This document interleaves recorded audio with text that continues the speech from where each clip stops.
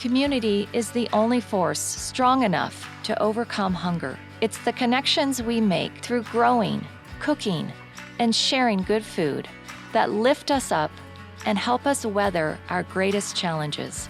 I'm not just trying to better my life for me, I'm trying to say thank you. I'm going to take advantage of this opportunity you're giving me.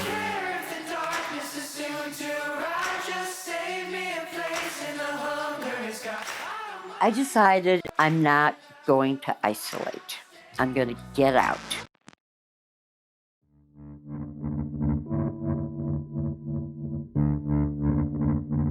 An isolation order was handed down yesterday by Idaho's governor for Blaine County. It's the state's hotspot when it comes to coronavirus. 4 of the 7 ER doctors there were out of commission because of COVID-19.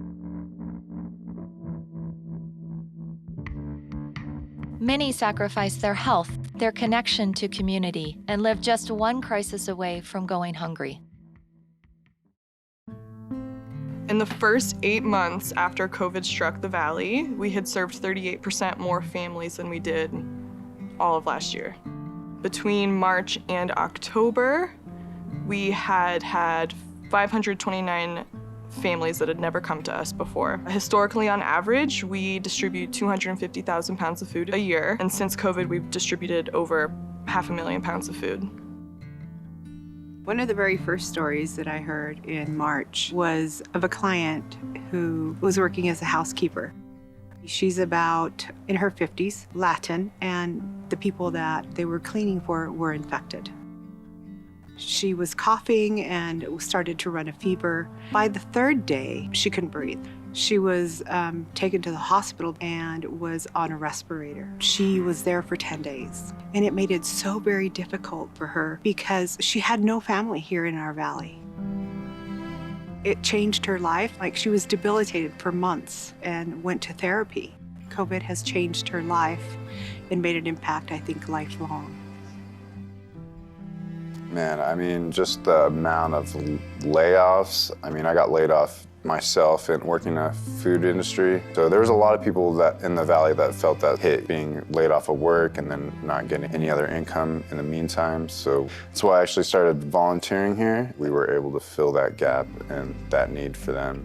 I think that the most I have heard are job losses. So it's kind of like mom still has a job, but dad doesn't. So it's half of that income isn't coming in. So it's very hard for families who have 2 to 3 kids that are dependent on them as well. A lot of people are living paycheck to paycheck. So once you lose that, I mean, that's an emergency. Not many people have, even a month of savings for rent and bills put away.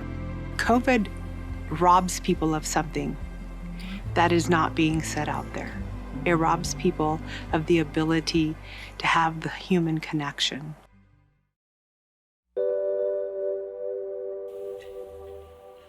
Gonna lift it up, whatever's got me down. I'm gonna lift it up, whatever's got me down.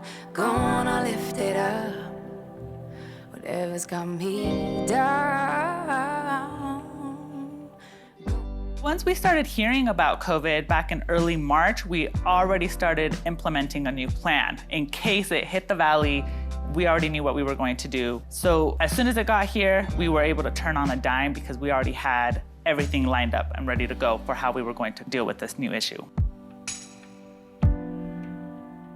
Now we've kind of gone more into crisis mode, and we have totally reformed the whole warehouse to be more of a distribution where we can just pack huge quantities of food rather than having people shop themselves. We pack our boxes, we pack our dried goods in the very early morning so we can get tons of stuff out there. And then we pack our fresh as our people are coming up. Someone runs out to the car, checks them in, takes their information, make sure they're doing all right if they need any additional resources. Then somebody else will just run it out to their car and they're good to go. Some people used to be ashamed of coming here, but I feel like we've created more of an acceptance culture. Like, everyone deserves to have a meal every single night.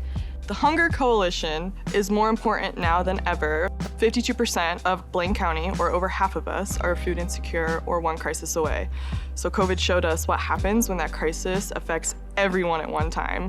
And Ensuring that anyone who comes to our doors knows that they will be given a box of fresh food and pantry staples is so important to the health of our community and making sure we can get through this crisis together. We're hearing more and more people talking about their mental health and about the struggles of being in their homes alone. I think that now more than ever, people are needing that connection and needing those resources and needing people to know that they care about them and that they're looking out for them. And I know life, it ain't easy. I've come so far, and I just can't give up now. There's a reason I'm alive, and I know it's worth the fight.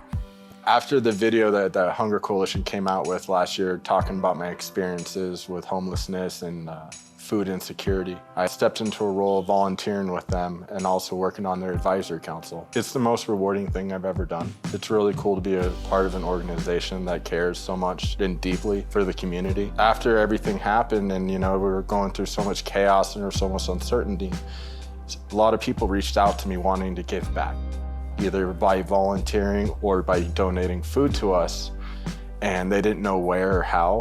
And so the Hunger Coalition really filled a void and provided a means for the community to get help. I feel very proud to say that I work for the Hunger Coalition whenever anyone asks me. Right now we have truly no idea what the future holds, but I think we maintain hope that we can incorporate that sense of community at our new building.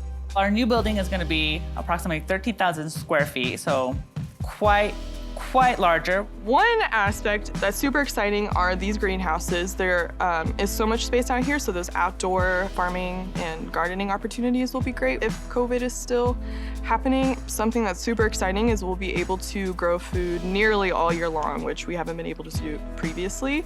We envision families, individuals growing their food, harvesting it, literally walking it to the community kitchen and making a community meal out of it.